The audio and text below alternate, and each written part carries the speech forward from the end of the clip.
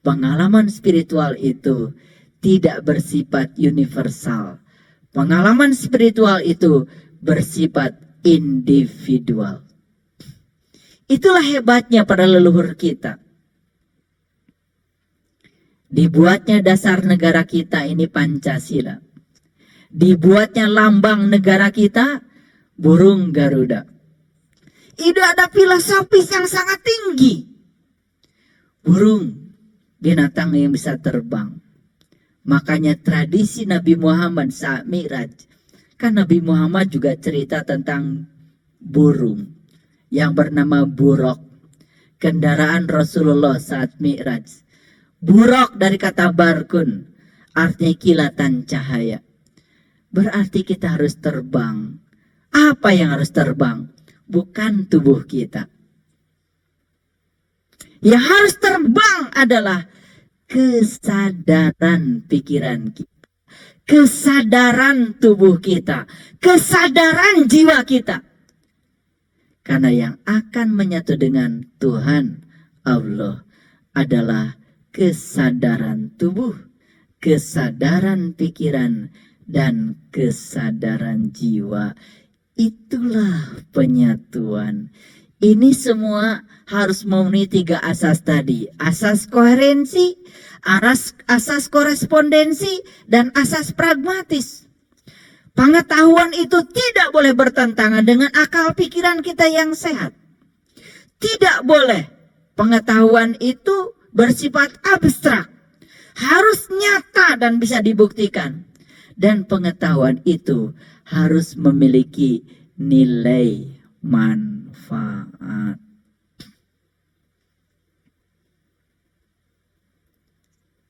Mari kita lanjutkan kajian kita. Itu sebabnya kalau kita belajar susunan Al-Quran, bukankah surat pertama yang difirmankan Allah itu surat Al-Alaq?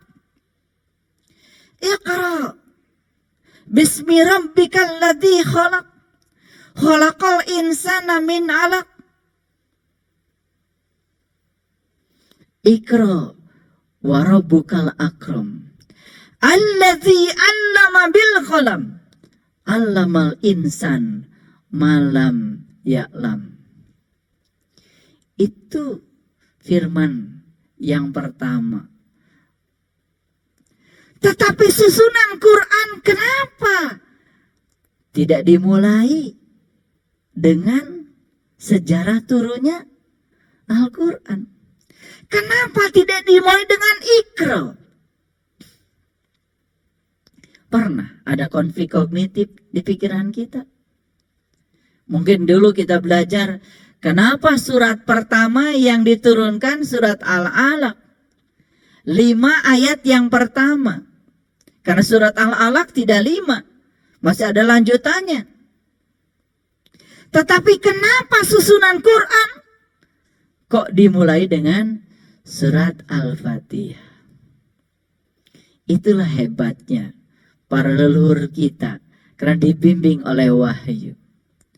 Saat Nabi Muhammad mengalami pencerahan di Gua Hiro, yang pertama yang beliau alami adalah Iqra, bacalah.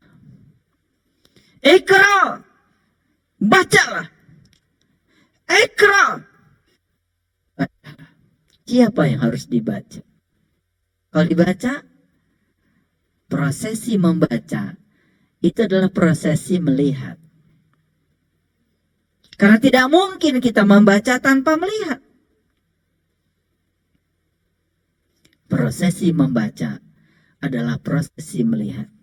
Kalau kita diperintahkan membaca, berarti kita diperintahkan untuk menggunakan salah satu alat yang ada di dalam diri kita. Pengalaman Nabi di Gua Hiro bukan pengalaman material, bukan pengalaman fisika, tapi itu pengalaman spiritual. Kalau itu pengalaman spiritual, tidak mungkin mata yang dipakai adalah mata yang bersifat material, tapi mata yang bersifat spiritual. Itu yang kemudian disebut mata jiwa, mata kolbu, mata ruh, mata kesadaran. Terserah menyebutnya dengan cara apa, tidak penting. Yang penting adalah kita tahu cara menggunakan dan membuka mata itu. Apa yang dibaca? Lanjutkan ayatnya. Bismi rabbikal ladzi khalaq.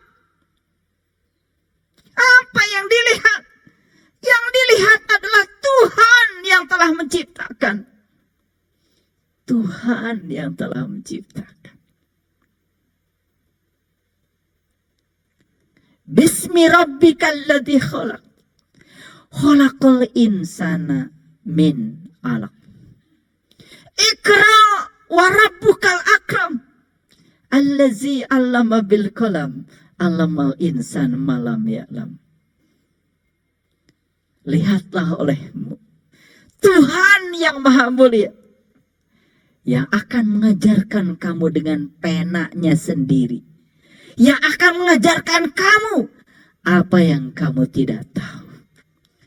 Lalu Nabi Muhammad kemudian bersabda, cara pintar ala Nabi, kalau kamu ingin tahu apa yang kamu tidak tahu, amalkan saja apa yang kamu tahu.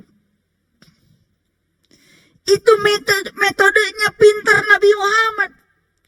Kalau kamu ingin tahu yang kamu tidak tahu, cukup kamu mengamalkan apa yang kamu tahu. Maka lihat orang-orang yang rendah hati. Ketika dia berguru cuma satu kuncinya. Sami'na wa ta'na. Aku mendengar, aku mengikuti. Aku mendengar, aku mengikuti. Dia lakukan yang dia tahu. Sesederhana itu. Maka Allah akan mengajarkan apa yang dia tidak tahu. Itu yang disebut dengan miladunka ilman. Itu yang disebut dengan ilmu langsung dari sisinya Allah. Itu yang disebut dengan ilmu laduni. Ilmu yang mengalir dari kecerdasan spiritual seseorang. Bukan dari kecerdasan intelektual. Tapi dari kecerdasan spiritual. Dari kecerdasan emosi. Makanya hati-hati. Karena terlalu banyak kita dibingungkan oleh terlalu banyak orang yang menawarkan. Ayo, kalau ingin cerdas spiritualnya begini. Ayo, kalau ingin cerdas emosinya begini dan begitu. Jangan-jangan cuma sekedar manipulasi emosi. Karena spiritual dari dua kata, spirit dan ritual. Spirit itu jiwa. Ritual itu upacara. Spiritual berarti mengupacarakan jiwa. Kalau haji adalah perjalanan spiritual, yang diupacarakan adalah jiwa. Makanya lihat tanda-tanda haji. Yang pakai ihram laki-laki. Karena laki-laki adalah lambang dari spiritual. Lambang dari rohani. Perempuan kan tidak pakai ihram. Yang lari dari Safa ke Marwah itu juga laki-laki. Karena laki-laki adalah lambang spiritual. Bukan perempuan. Nanti suatu saat kita kupas rahasia haji. Saya cuma nyerempet-nyerempet sedikit saja supaya kita mengerti. Jadi kalau spiritual berarti upacaranya jiwa. Kalau yang upacara jiwa berarti kita harus kenal cara mengupacarakan jiwa. Yang mana jiwa kita? Kalau kita nggak kenal jiwa kita, bagaimana kita mengupacarakan jiwa? Jangan-jangan sholat kita belum menyentuh dimensi spiritual. Baru dimensi tubuh, dimensi material. Begitu masuk dimensi spiritual, allazi allama bil qalam, allamal insan malam ya'lam. Aku akan mengajarkan kamu apa yang kamu tidak tahu dengan penaku sendiri.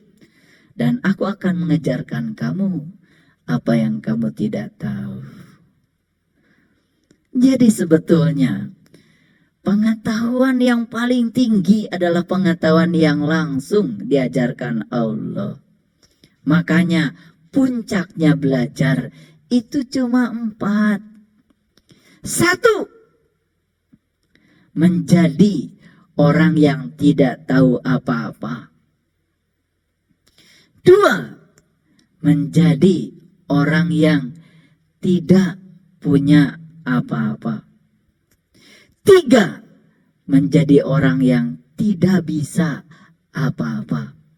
4, menjadi orang yang bukan siapa-siapa. Hanya mereka yang tahu kalau dirinya tidak tahu akan mudah diberitahu. Tapi mereka yang tidak tahu, tapi dia tidak tahu kalau dirinya tidak tahu, siapa yang mau ngasih tahu? Karena syarat untuk diberitahu tentu saja harus membuka diri. Gelas yang penuh ditutup juga tidak mungkin bisa diisi oleh air dari gelas yang lain. Karena syaratnya harus kosong. Yang kedua, tutupnya harus dibuka. Yang ketiga, posisi gelas yang mau diisi harus lebih rendah daripada yang mau mengisi. Orang sombong biasanya hanya ingin didengar. Orang yang masih tertutup biasanya hanya ingin didengar, tidak pernah mau mendengar. Orang-orang yang terbuka dan rendah hati, itulah orang-orang yang dialiri pengetahuan sejati. Beruntunglah mereka-mereka yang sudah dialiri cahaya pengetahuan ilahi.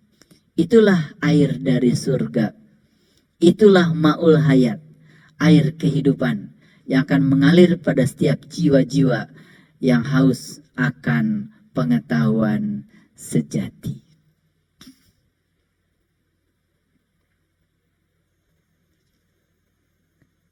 Jadi kenapa surat Al-Fatihah yang pertama?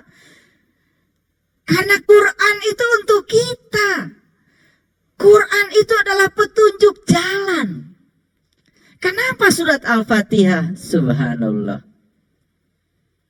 Al-Fatihah itu kan dimulai dengan nama surat Al-Fatihah. Kalau kita belajar bahasa Arab, Al-Fatihah dalam bahasa Arab, kalau pakai alif lam, itu artinya kata benda. Kalau dalam bahasa Inggris kan pakai the. Kalau dalam bahasa Arab pakai alif lam.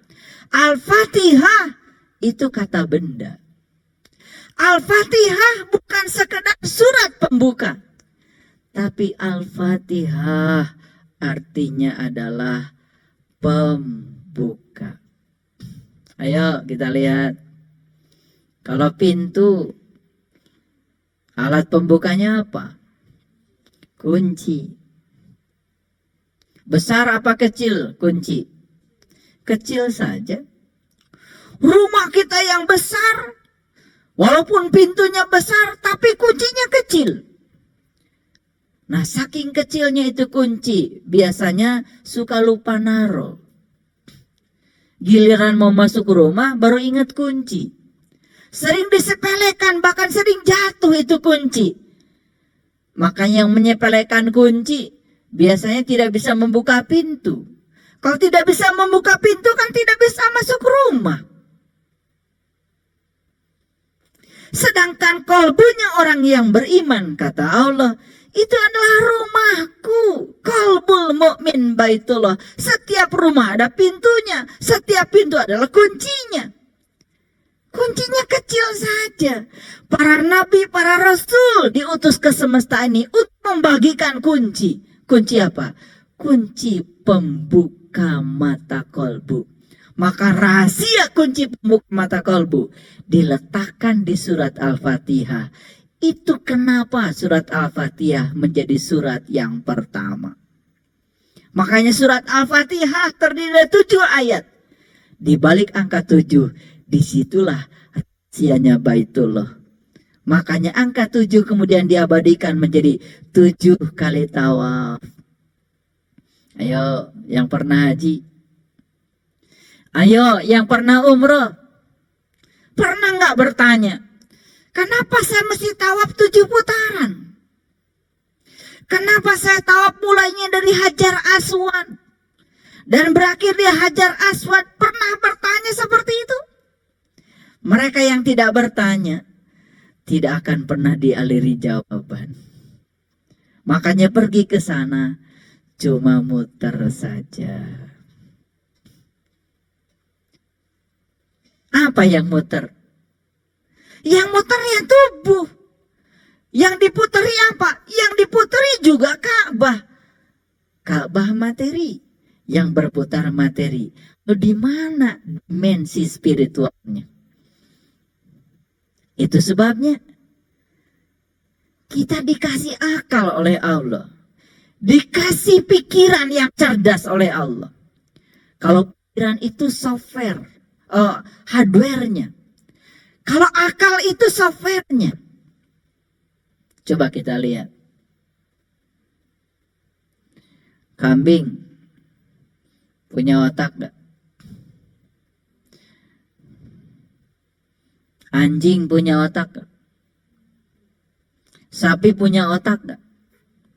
Mereka semua punya. Tetapi mereka tidak punya akal.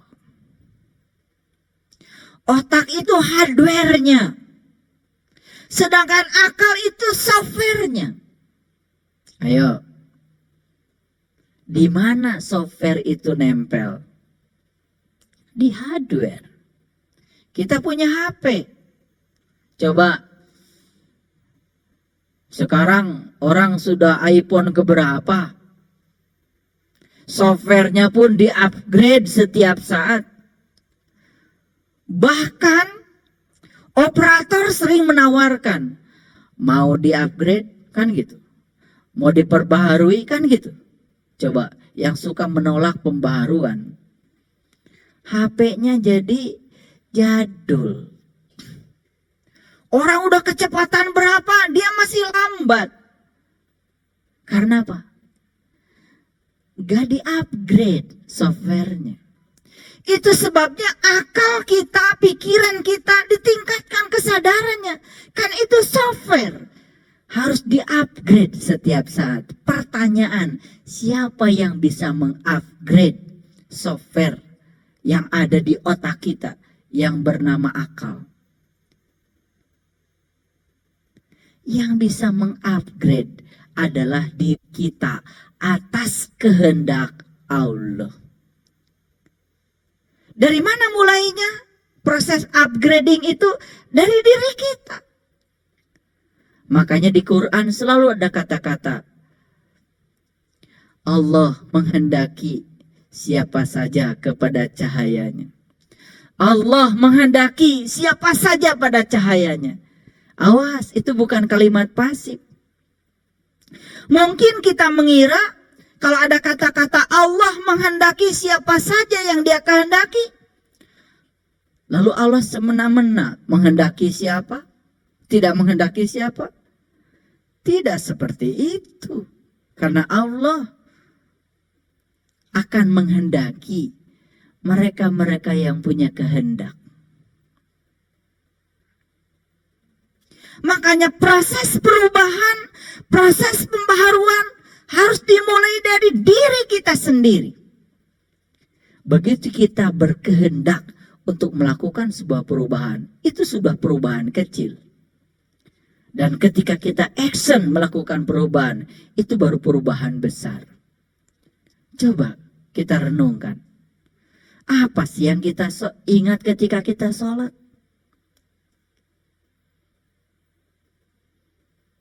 Yang kita ingat ketika sholat, apa saja kita ingat. Tapi Allah yang harus kita ingat dalam sholat, sama sekali nggak bisa kita ingat. Jadi pantas kalau di Quran surat An-Nisa ayat 142 kemudian Allah berfirman, Innal munafiqina yukhadi'unallah wa huwa khadi'uhum Wa idza qamu ila shalah qamu kusala yura'unan nas wa la yazkurunallaha illa qalila. Saya terjemahkan secara bebas. Sesungguhnya orang munafik itu yang suka menipu Allah, dan Allah akan membalas tipuan mereka. Siapa orang munafik itu? Satu, dia suka berdiri untuk sholat, tapi sholatnya malas. Dua, suka berdiri untuk sholat, tapi sholatnya ria. Tiga, suka berdiri untuk sholat, tapi ingat Allahnya cuma sedikit. Yang ingat Allahnya sedikit saja termasuk orang munafik. Bagaimana yang tidak ingat sama sekali? Tapi habis sholat kalau ditanya, siapa yang Anda sembah tadi? Jawabannya pasti keren, Allah. Bagaimana kalau kata Allah? Loh, kok kamu jawabannya yang disembah adalah Allah? Sama sekali aku tidak merasa sembah olehmu. Sepanjang kamu sholat, yang kamu ingat bukan aku. Yang kamu ingat adalah urusan-urusanmu sendiri. Pernah nggak kita bertanya seperti itu? Makanya kalau kita baca kitab Al-Hikam, karya Ibnu Atha, di situ dikatakan, kalau kamu ingin tahu sholatmu diterima atau tidak diterima oleh Allah, tidak usah tanya Allah. Tidak usah tanya malaikat. Tanya saja pada dirimu sendiri. Apakah setelah sholat kalian mengalami perubahan? Makanya di ayat berikutnya, di Quran surat An-Nisa ayat 145, Allah berfirman, Innal munafiqin fi darkil asfali minan nar. Sesungguhnya tempatnya orang munafik itu adalah neraka yang paling dasar. Barangkali bagi yang belum tahu neraka, saya akan jelaskan. Karena sebetulnya kita barangkali selama ini sering tinggal di situ, cuman kita nggak sadar. Coba lihat, ada nggak orang habis sholat marah-marah? Ada nggak orang habis sholat kemudian dendam? Ada nggak orang habis sholat iri hati? Ada nggak orang habis sholat menyakiti dirinya sendiri? Ada apa banyak? Banyak. Habis sholat, dia bukan tinggalnya di sorga.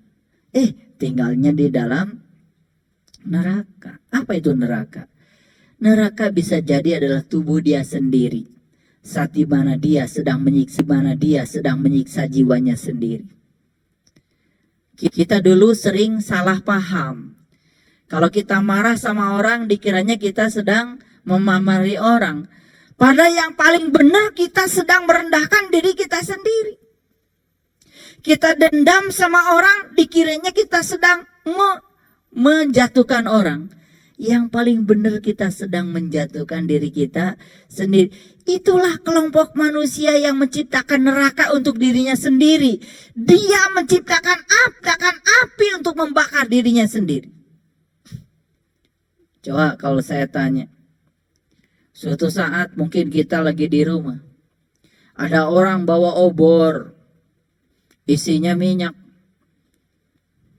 Obornya, itu obor dilemparkan ke rumah kita. Pertanyaan saya, apakah kita akan mengejar orang yang melemparkan obor ke rumah kita?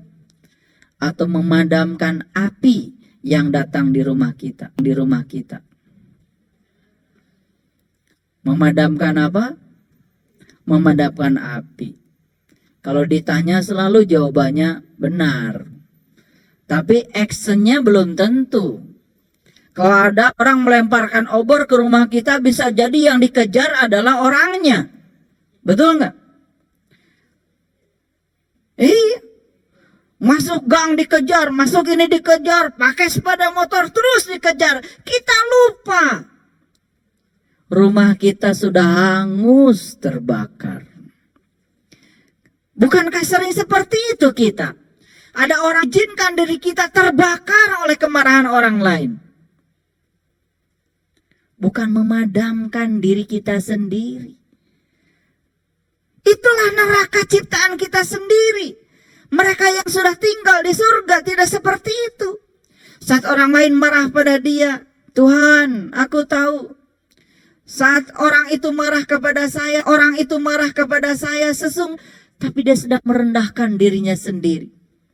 Saya tidak akan mengizinkan diri saya terbakar oleh kemarahan dia. Malah justru saya akan ambil kemarahan dia, buat saya tambah sabar, tambah sejuk, kan jadi surga. Ada cerita inspiratif dari Bali.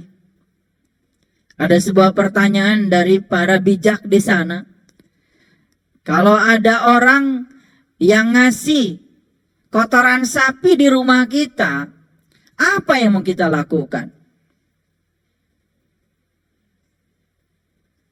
Pertanyaan itu dijawab oleh salah seorang di sebuah majelis. Saya akan tambah, Pak, dengan kotoran anak saya. Terus setelah diaduk-aduk, saya lemparkan lagi ke tempat di mana orang yang kirim kotoran sapi itu ke rumah saya. Ditambah dulu kotoran anaknya, serumah diaduk-aduk, baru lemparkan lagi ke sana. Dapat apa? Kejahatan kalau dilawan dengan kejahatan, kita pun jadi. Makanya semua tradisi agama mengajarkan kepada kita, jangan lawan kejahatan dengan kejahatan, lawan kejahatan dengan kelembutan. Itu sebabnya definisi agama dari leluhur kita luar biasa. Pelajaran dasar menempa diri untuk membentuk tata krama dan kelembutan hati nurani. Kelembutan. Tapi orang yang bijaksana saat lihat kotoran sapi di rumahnya, alhamdulillah, baru saja kemarin mau cari kotoran sapi buat ngasih pupuk semua tanaman di rumah kita, malah justru merasa dikirimi pupuk. Sudah, kotoran sapinya kemudian disebarkan ke semua pohon di rumahnya. Ada pohon jeruk, besok kotoran sapi jadi jeruk. Betul nggak? Makanya orang-orang bijak mengatakan semua akan indah pada waktunya. Cuman kita sering tidak sabar. Daun yang masih hijau lucu, begitu menguning mulai tidak lucu. Karena penilaian kita. Begitu dia jatuh ke tanah, makin gak lucu. Karena apa? Membusuk. Tapi jangan lupa, bunga itu baru tumbuh karena ada daun yang jatuh. Daun yang jatuh busuk kelihatannya saat ini, tapi akan indah pada waktunya. Cuman kita gak sabar. Makanya kebiasaan kita apa? Gampang menilai sesuatu atas dasar pengetahuan kita yang sempit. Makanya jadilah burung Garuda yang terbang tinggi. Di dada burung Garuda ada apa? Ketuhanan yang di dada burung Garuda ada apa? Ketuhanan yang Maha Esa, kemudasan yang adil dan beradab, persatuan Indonesia, kerakyatan yang dipimpin oleh hikmat kebijaksanaan dalam permusyawaratan perwakilan, keadilan sosial bagi seluruh rakyat Indonesia. Keadilan sosial itu puncaknya iman. Yang saya kagum dari leluhur kita di masa lalu yang sudah mencapai kedewasaan spiritual. Kok sama ya? Pancasila adalah keadilan sosial bagi seluruh rakyat Indonesia. Puncaknya iman, kata Rasulullah, adalah kepedulian, pelayanan, kasih sayang. Tidaklah termasuk orang yang beriman jika dia tidur nyenyak sementara tetangganya nggak bisa tidur karena kelaparan. Itu kan keadilan. Sungguh sangat tidak adil kalau kita bahagia sendiri. Karena ternyata bahagia sendiri itu justru tidak bahagia. Karena itu adalah ego. Karena bahagia baru terbentuk saat kita berhasil membahagiakan orang lain. Makanya keburukan yang dilakukan manusia penyebabnya selalu 3. Keburukan yang dilakukan manusia selalu 3 penyebabnya. Yang pertama adalah kebodohan. Dikiranya kalau mengambil hak orang lain dan orang lain tidak tahu, semesta tidak akan mengambil yang sudah diambil. Kita mengambil 1 miliar yang bukan hak kita, suatu saat juga akan diambil oleh semesta 1 miliar. Kita mengambil 2 miliar yang bukan hak kita, suatu saat akan diambil oleh semesta. Karena semesta tidak pernah tidur. Allah, Tuhan yang menguasai seluruh kekosongan di semesta ini, tidak pernah tertidur. La ta'khudhuhu sinatun wa la naum. Jadi buat apa kita mengambil sesuatu yang bukan hak kita? Karena suatu saat juga akan diambil oleh semesta dengan cara yang sama. Ambillah dengan cara yang baik, maka semua akan menjadi berkah. Dengan cara yang tidak baik, semua akan menjadi musibah. Makanya dalam hidup cuma 2. Yang satu berkah, yang kedua musibah. Buat apa kita belajar agama? Belajar agama itu untuk mengubah yang berkah semakin berkah, yang musibah jadi berkah. Orang yang rendah kesadarannya, yang berkah pun jadi musibah.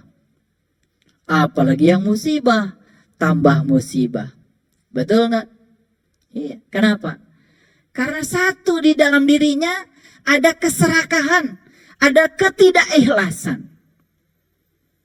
Makanya hanya keserakahan yang akan membuat saat manusia dapat musibah menjadi gelap gulita.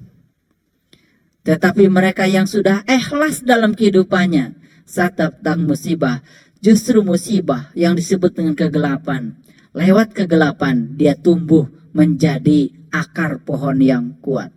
Makanya akar pohon tidak pernah tumbuh di tempat yang terang. Akar pohon selalu tumbuh di tempat yang gelap, di tanah yang dalam.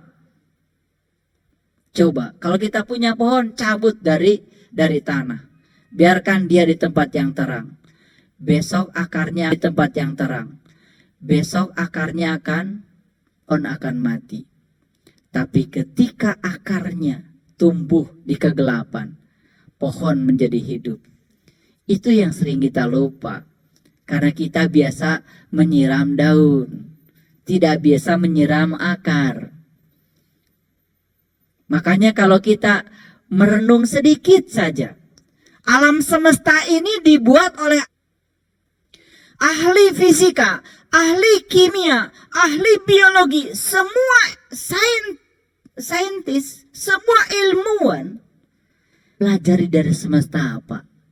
Aspek mikroskopik. Dan ternyata semua benda di semesta ini dibangun oleh berbagai macam unsur yang disebut dengan atom. Tubuh kita tersusun dari berbagai macam atom. Ada atom besi, aluminium, timah, fosfor, seng. Semua ada dalam tubuh kita.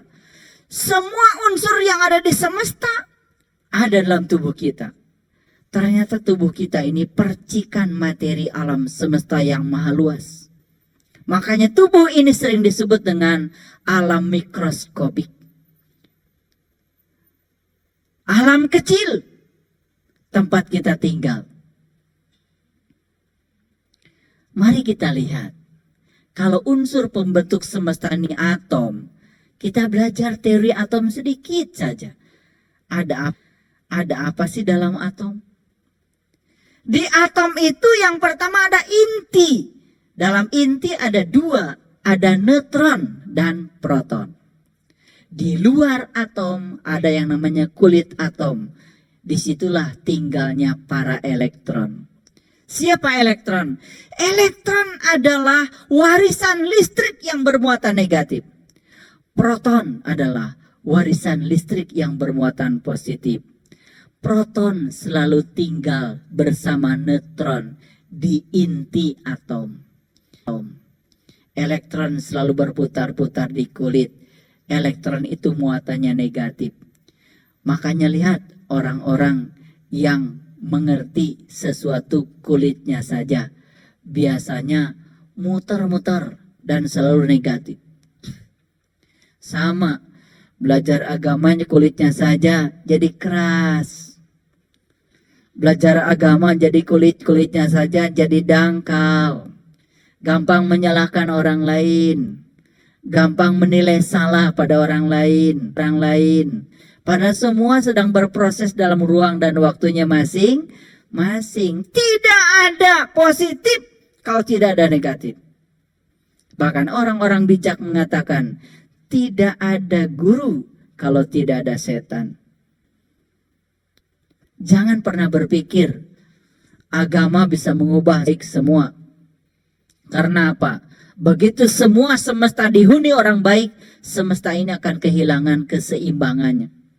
Sempurnanya semesta sekarang. Terima orang baik, terima orang yang tidak baik sebagaimana adanya. Sempurna dari kata sampurna. Sampurna artinya sama purna. Pada akhirnya sama cara kita menerimanya. Kapan kita bisa sempurna dalam hidup? Bukan saat kita bisa mencapai segala keinginan-keinginan kita. Bukan. Sempurnanya hidup kita tepat saat kita bisa menerima dualitas dalam hidup. Karena apa? Kalau unsur pembentuk semesta ini adalah atom, unsur pembentuk atom adalah proton dan elektron, berarti semesta dibangun oleh positif dan negatif. Maka tidak mungkin di semesta tidak ada positif dan negatif. Biarkan positif dan negatif itu bermitra. Lampu di rumah kita tidak akan pernah nyala kalau positif dan negatif tidak bekerja sama. Kita lupa bahwa lampu di rumah kita itu nyala karena positif dan negatif. Jiwa kita pun baru akan nyala kalau apa? Bisa memadukan unsur positif dan negatif. Bukan dibenturkan, tetapi dimitrakan. Itu sebabnya penting meniti ke dalam diri.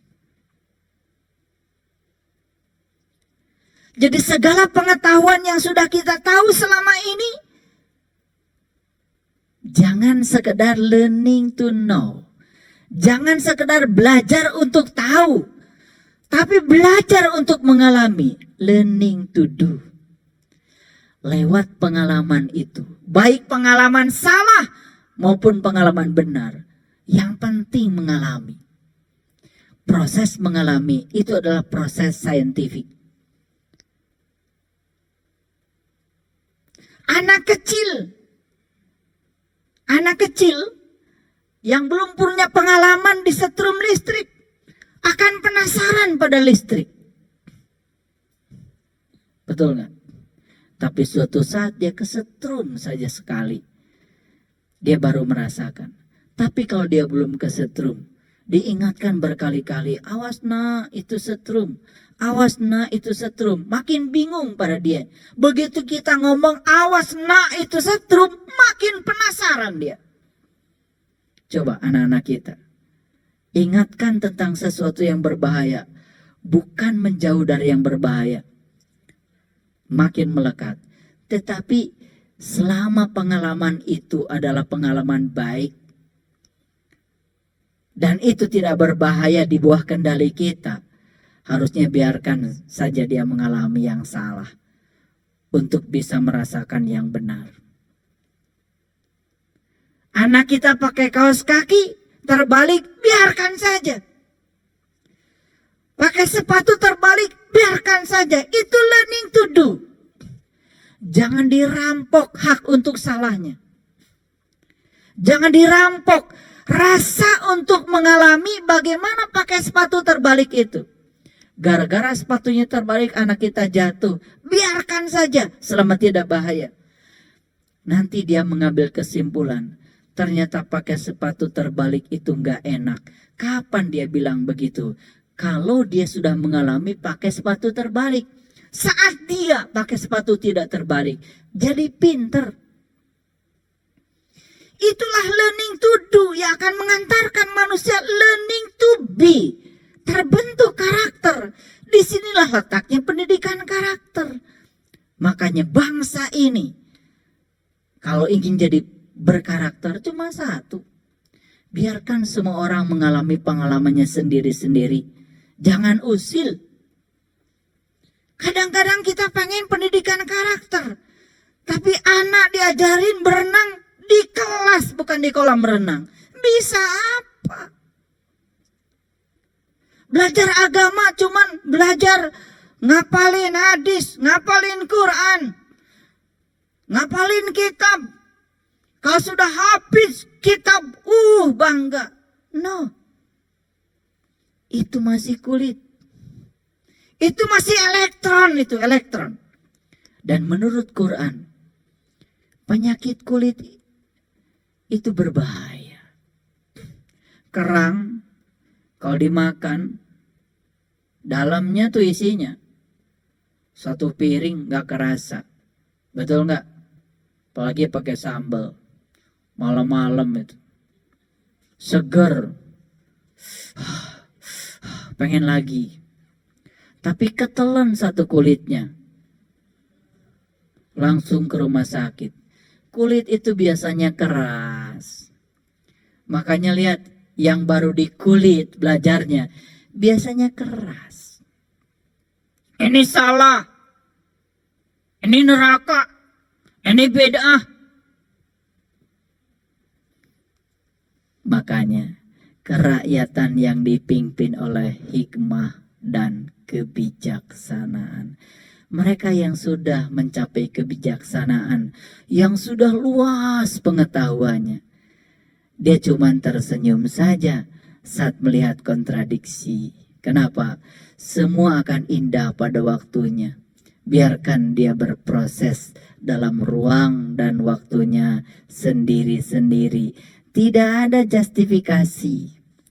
Makanya orang yang sudah mencapai kebijaksanaan, satu, mengalami keheningan mata. Dua, mengalami keheningan telinga.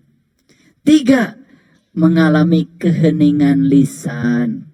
Empat, dia mengalami keheningan kolbu.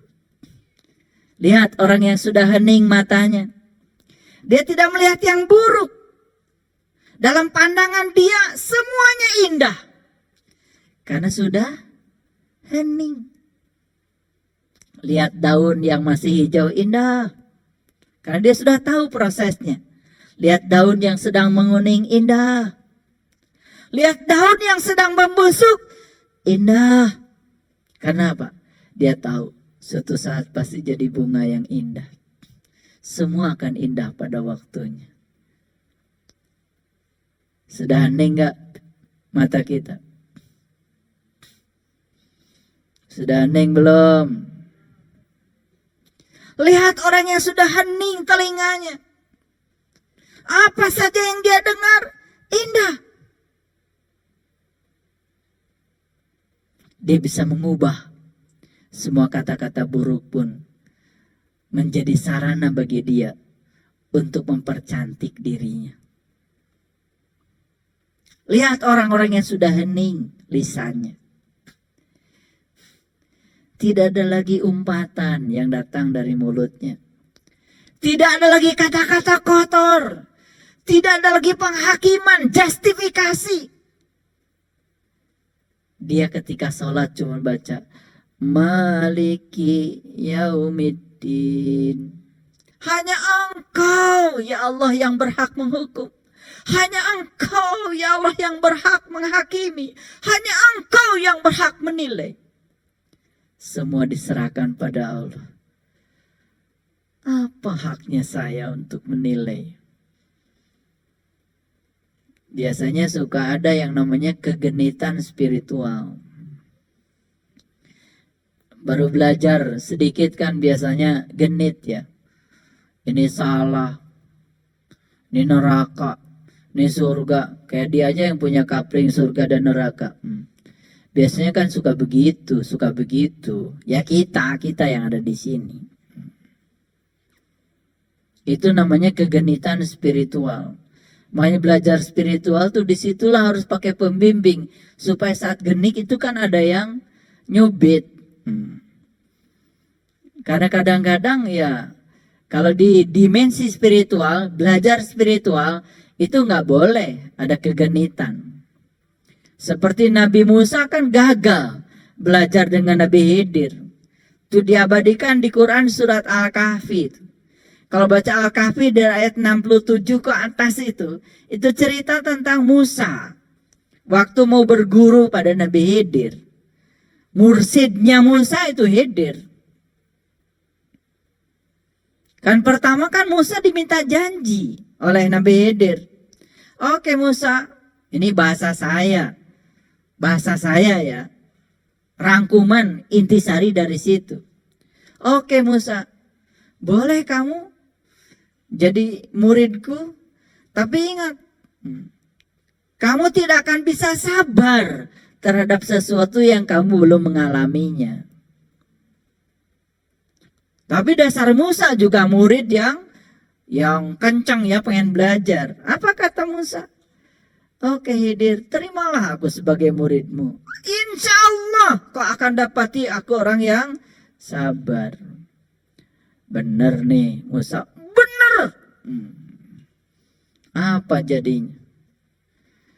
Saat lewat jalan, ada anak kecil dibunuh. Saat lewat jalan, ya, ada perahu dilobangi. Saat lewat jalan ada dinding miring didirikan. Apa kata Musa? Semua pekerjaan Khidir tuh diomelin sama Musa.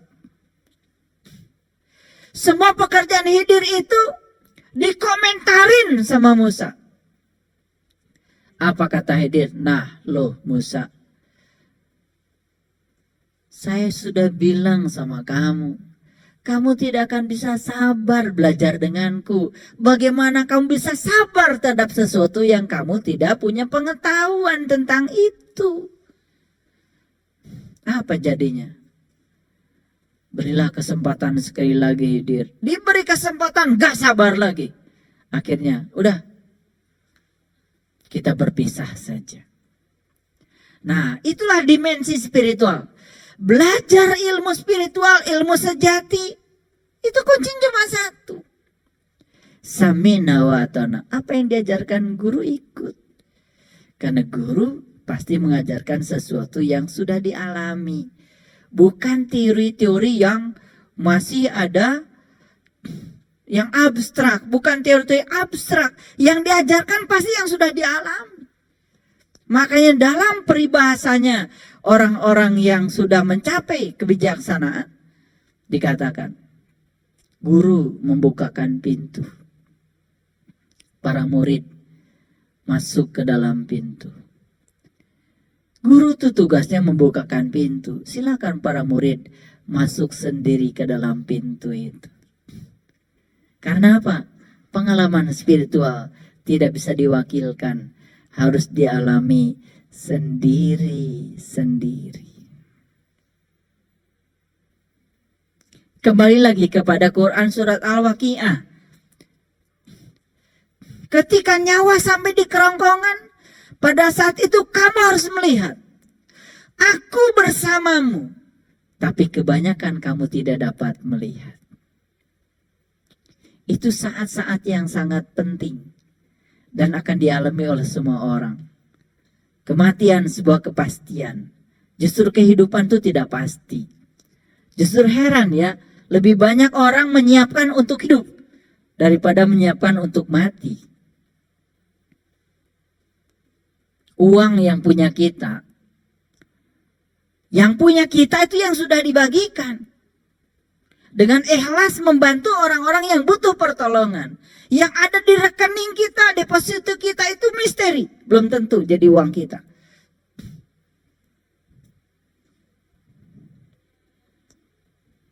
Kebalik-balik gak? Kebalik-balik ya. Makanya banyak orang yang sibuk mengumpulkan yang akan ditinggalkan, bukan mempersiapkan untuk menuju yang akan dia tuju. Baik, kita lihat. Di dalam Quran banyak sekali teriakan-teriakan orang yang meminta kepada Tuhan, kepada Allah. Ya Allah, kenapa engkau himpunkan aku dalam keadaan buta? Padahal dulu aku adalah orang-orang yang melihat. Tapi apa jawaban Allah? Diabadikan di Quran surat Al-Hajj ayat 46. Fa innaha la ta'mal absyar.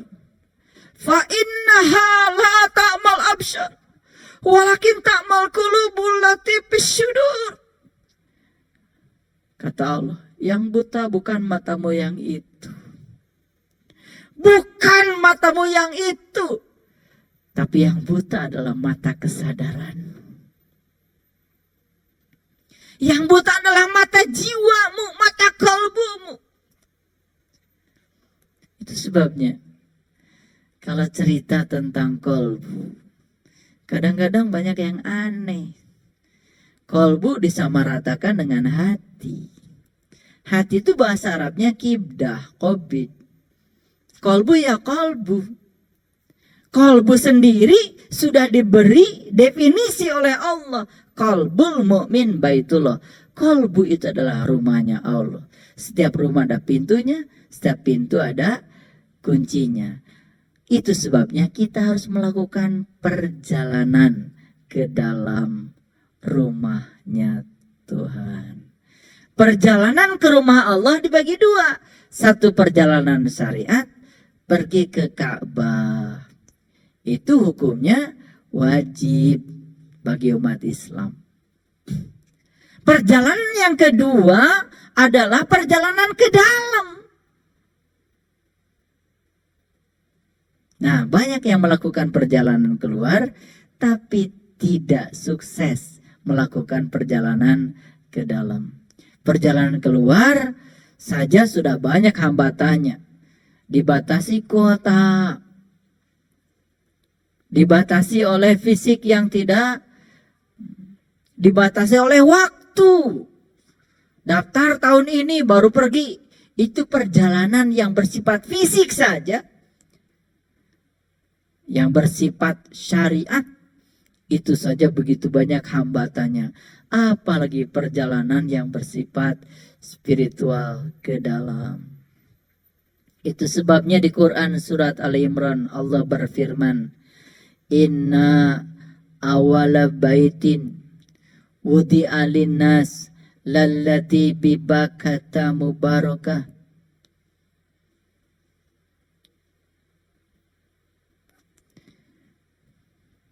Rumah pertama yang aku bangun untuk manusia adalah Bakkah al-Mubarakah. Para leluhur kita yang sudah mencapai kebijaksanaan menyebut Bakkah al-Mubarakah juga ada dua. Satu yang bersifat simbolik, yang bersifat syar'i. Yang kedua yang bersifat hakiki. Yang bersifat hakiki ada dalam diri kita. Tempat yang diberkahi. Makanya ayat berikutnya, fihi ayatum bayyinah. Di dalamnya ada tanda-tanda Allah yang terang benderang. Maqamu Ibrahim. Di dalamnya juga ada level Ibrahim. Wa man dakhalahu kana aminan. Barang siapa yang masuk ke dalamnya, amanlah dia. Walillahi ala hijjul bait manis tato'a ilai sabila. Wajib hukumnya setiap manusia. Ini setiap manusia. Berarti siapa saja yang mengaku dirinya manusia wajib melakukan perjalanan ke situ.